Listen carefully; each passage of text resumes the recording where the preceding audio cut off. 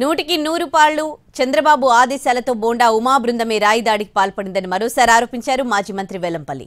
CM Jagan ను చంపాలనే ఉద్దేశంతోనే దాడి చేయించారన్నారు.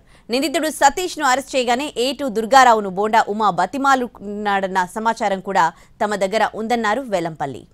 చంద్రబాబు ఆదేశాలతోనే బోండా ఉమా టీం మాత్రమే చేశారు. దీంట్లో వాళ్ళందరూ కూడా తెలుగుదేశానికి చెందిన నాయకులు మాత్రమే, తెలుగుదేశం నాయకులతోనే చేయించాడు. ఇది హత్యా ప్రయత్నం. గౌరవ ముఖ్యమంత్రి గారిని హతమార్చడానికి చేసిన ప్రయత్నం ఇది.